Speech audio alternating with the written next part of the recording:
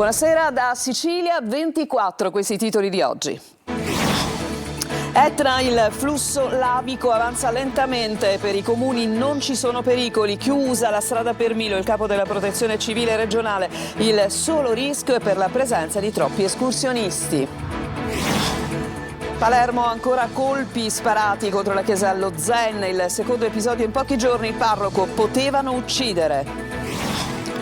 Strage di Monreale, intercettazioni e chat al centro dell'inchiesta. I genitori temevano i controlli e invitavano a nascondere la verità. Nei messaggi il presagio della tragedia. Questi girano armati a sparare, ci mettono 2 secondi. Il 2026 inizia con una raffica di rincari, autostrade siciliane più care nonostante voragini, cantieri e disagi. Costerà di più viaggiare, spedire pacchi e fumare, in rialzo i listini del carburante. Da domani al via i saldi invernali, sconti su abbigliamento, calzature e accessori, un appuntamento atteso da consumatori e da commercianti che sperano di rilanciare le vendite dopo mesi difficili. Calcio Serie B a Palermo, i giocatori in vacanza e direttore sportivo al lavoro, in particolare sul fronte cessioni, prima operazione in uscita Bardi al Mantova. Il Catania riparte con Bruzzaniti, pronto per essere inserito nella lista dei convocati da Mimmo Toscano. Domenica la trasferta a Foggia, partita in chiaro su Telecolor.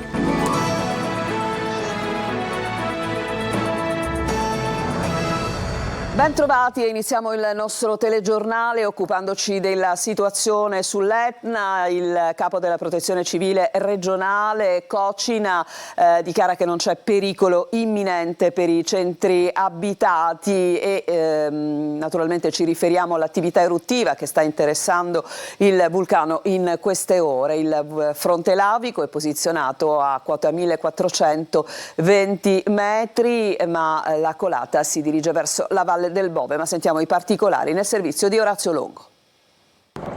Allerta gialla di protezione civile sull'Etna, il campo lavico nella Valle del Bove è ancora alimentato e il fronte più avanzato ha raggiunto quota 1420 metri a est di Roccamusarra. L'estensione massima del campo lavico è di circa 2 km 800 metri, con la lava che si trova a 5 km di distanza da Fornazzo. L'Istituto di Vulcanologia fa sapere che se il tasso effusivo nella bocca aperta sia a quota 2100 metri si mantiene costante, la colata rimarrà confinata all'interno della Valle del Bove, ma non c'è attualmente un pericolo imminente per i centri abitati. Sono colate scarsamente alimentate che quindi non ci devono preoccupare. Su questo punto l'INGV è stato oggi abbastanza preciso.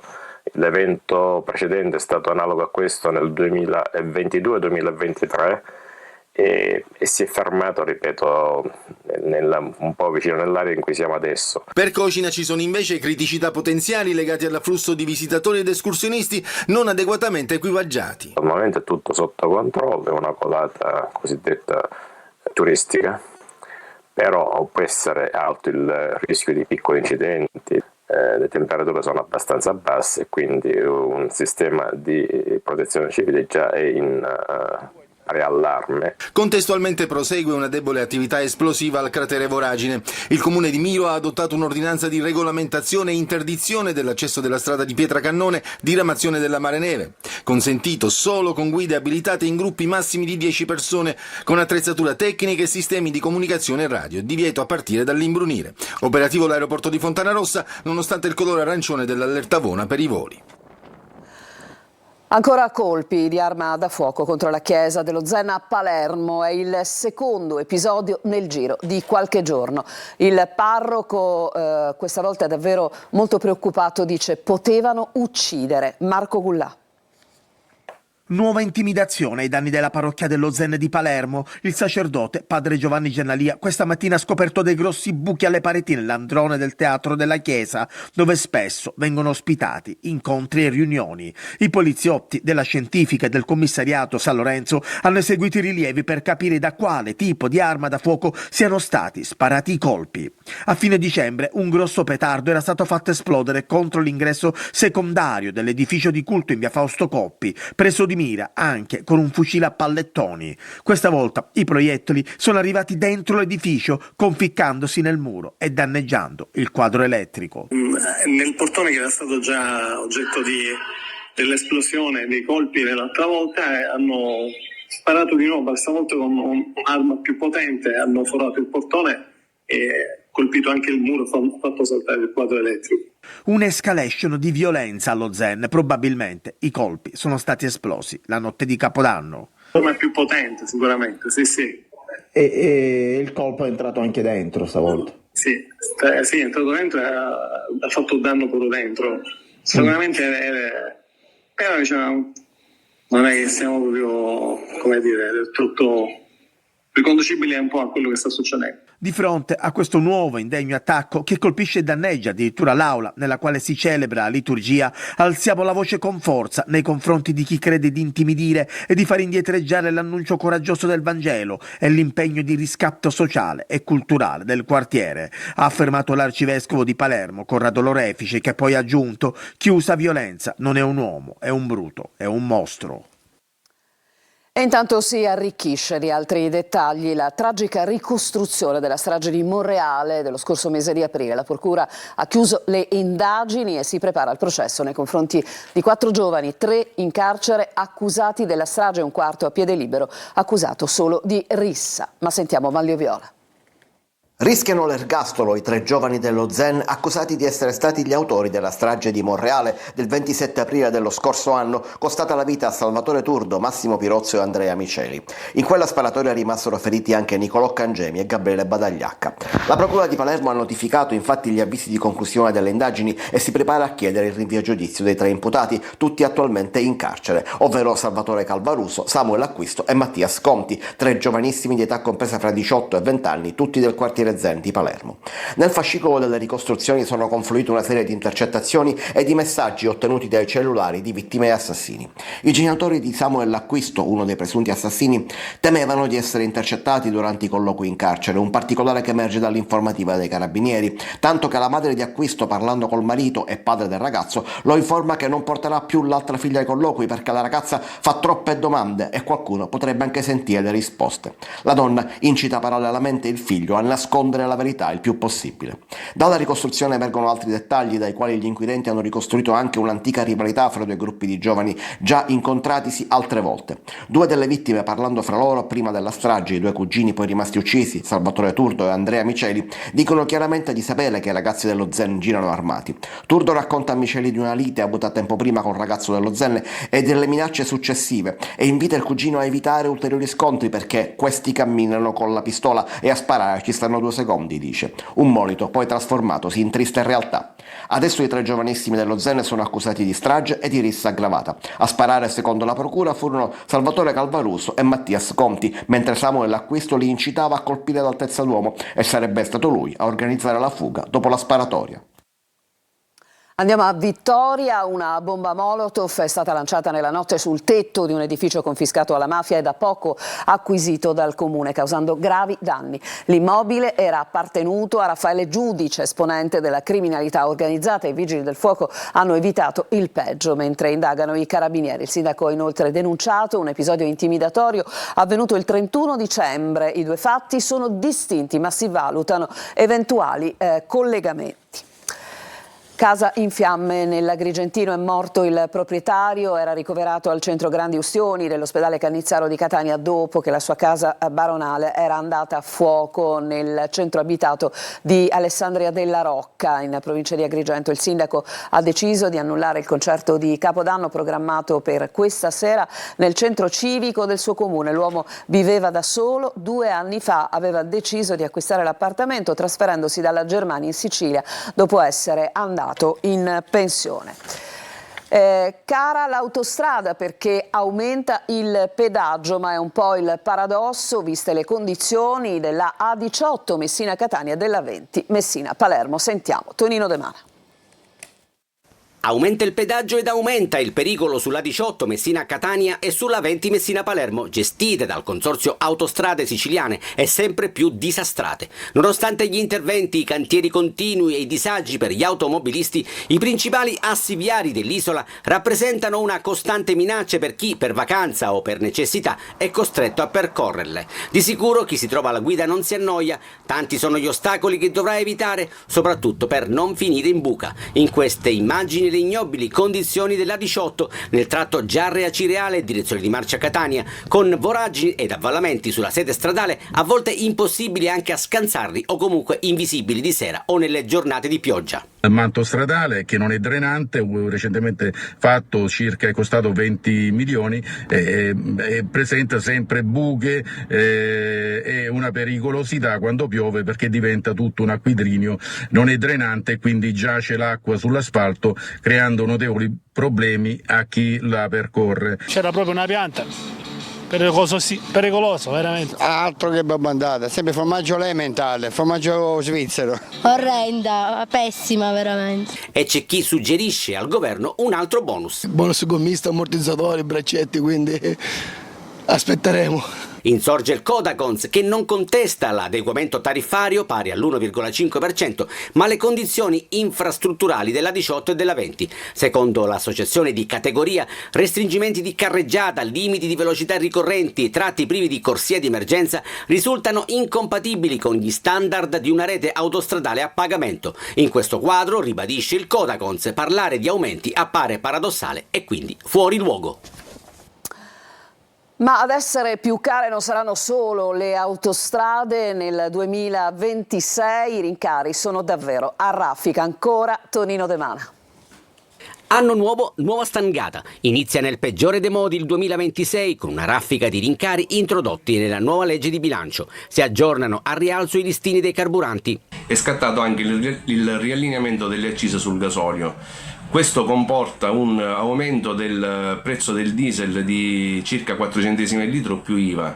Questo diciamo per gli automobilisti, soprattutto perché macchine a gasolio, comporterà un aumento di circa 60 euro all'anno del costo del carburante. Sarà più costoso viaggiare, soggiornare, fumare, persino spedire pacchi con un contributo di 2 euro sulle spedizioni sotto i 150 euro in arrivo da paesi extra UE. Umore nero per tutti. E il caro benzina ci ammazza un po'. Nuovo anno, nuovo rincaro, diciamo che va tutto male. Ogni anno è così, con qualunque governo, prima promettono, quando sono all'opposizione promettono, appena arrivano al governo aumentano, no? Per voi fumatori sono dolori perché aumentano anche le sigarette? Certo, per uno che fuma 2-3 pacchi di sigarette al giorno hanno un costo non indifferente. Rinviate, per fortuna aggiungiamo noi, al gennaio 2027 sugar e plastic tax.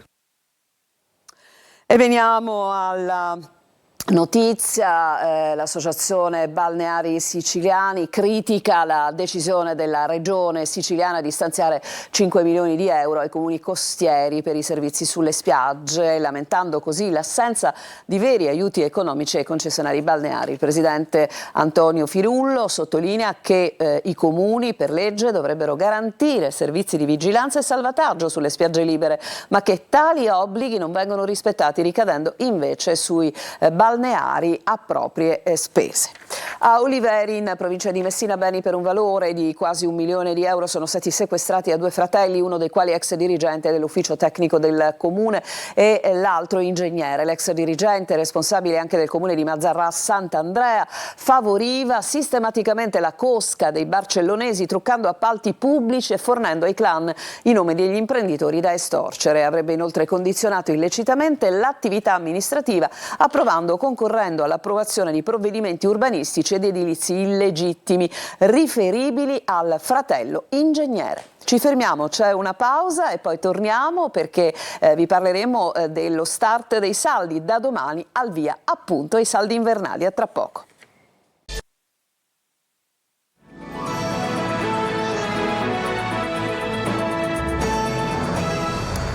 Seconda parte del nostro telegiornale, al via domani saldi d'inverno. I commercianti invitano a ritornare ad acquistare nei negozi fisici, evitando l'online. I consumatori, sempre più consapevoli, non perdono di vista il portafoglio. Veronica Barbarino. Le vetrine sono già tappezzate di sconti fino al 50% e oltre. Domani 3 gennaio partono i saldi invernali su abbigliamento, calzature e accessori.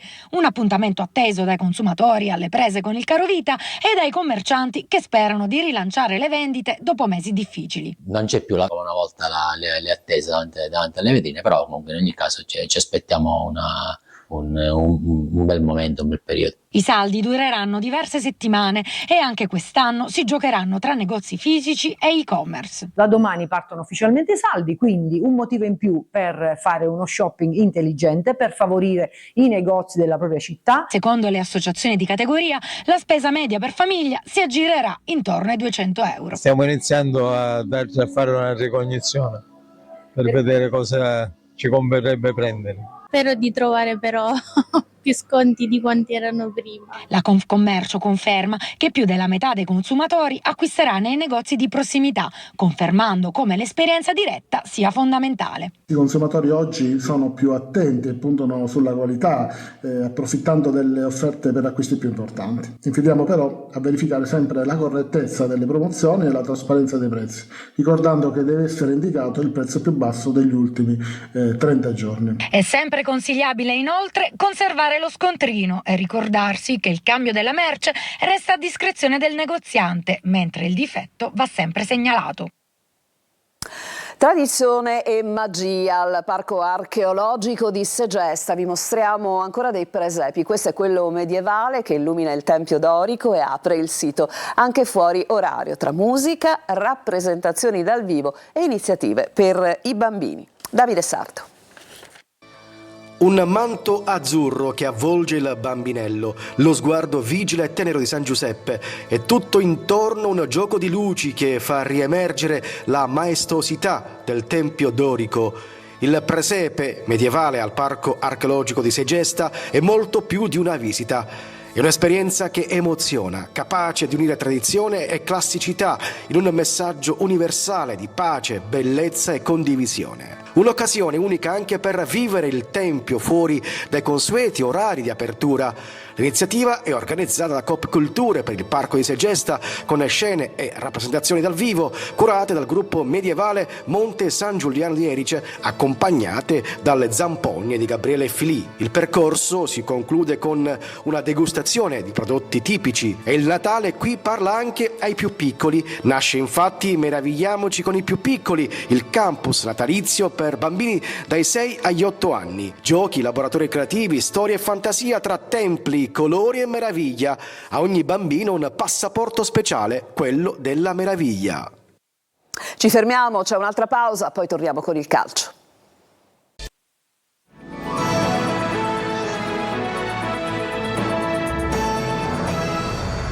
Siamo al calcio, giocatori in vacanza, direttore sportivo al lavoro, in particolare sul fronte cessioni. Parliamo del Palermo, sono giorni davvero intensi per Carlo Osti, Marco Gullà.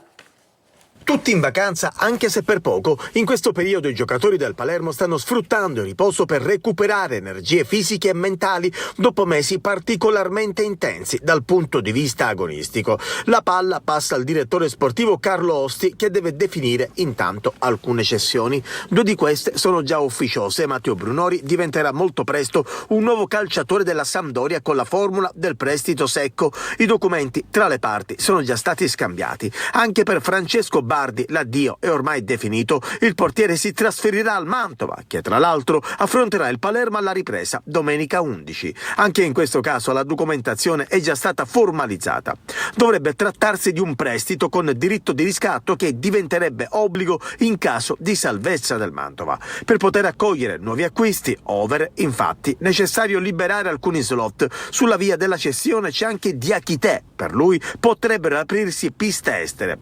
Il Palermo inoltre dovrebbe cedere Corona in prestito in Serie B. Sono molti i club interessati all'attaccante, in particolare Pescara e Reggiana, ma non solo. Osti ha ricevuto interessamenti anche per Veroli dalla Sampdoria, per Vasic dal Padova e per Peda dalla Virtus Entella, ma il Palermo non intende rinunciare a questi profili, trattandosi di under e di giocatori comunque spesso impiegati da Pippo Inzaghi.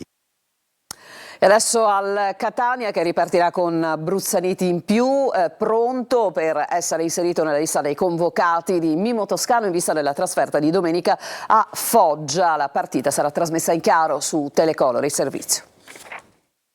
Partire col piede giusto è l'obiettivo del Catania, che questa mattina ha effettuato l'ultimo allenamento in città in vista della partenza per Foggia, prima partita e prima trasferta del 2026 per i rossazzurri, che in Puglia vogliono continuare da dove hanno lasciato. Una bella prestazione e la sostanza dei 3 punti dopo il successo casalingo contro l'Atalanta Under 23. In queste 2 settimane, mentre Toscano ha pensato al campo, la società ha lavorato sul mercato per mettere a disposizione del tecnico il primo rinforzo già dalla gara di domenica. La definizione dell'ingaggio di Giovanni Bruzzanini dal Pineto è la prima operazione del mercato di gennaio e dovrebbe essere già inserito nella lista dei convocati per Foggia, salendo sull'aereo che porterà i rossazzurri in Puglia. Partenza in mattinata, anche per questo motivo non ci sarà la consueta conferenza stampa prepartita di Toscano. A proposito di lista dei convocati, sicuramente non ci sarà Lunetta, squalificato dal giudice sportivo per una partita, mentre tornerà Di Gennaro, che proprio nell'ultima gara contro l'Atalanta ha scontato il suo turno di stop. Toscano dovrà quindi cambiare qualcosa. Bruzzaniti dovrebbe partire dalla panchina, Jimenez e D'Ausilio dovrebbero giocare dietro la punta forte, mentre in mezzo Quaidi farà coppia con Di Tacchio. Il calcio d'inizio è fissato per le 12:30 allo Zaccheria ed è prevista la diretta in chiaro del match su Telecolor. Prime cessioni in casa Trapani lasciano il club Granata, i difensori Negro che si è accasato al Casarano e Ciotti che è stato ceduto alla Salernitana. Il centrocampista Giuseppe Carriero invece va alla Salernitana. Ed è tutto, con questa notizia si chiude questa edizione di Sicilia 24. A tutti voi grazie per averci seguito e buona serata.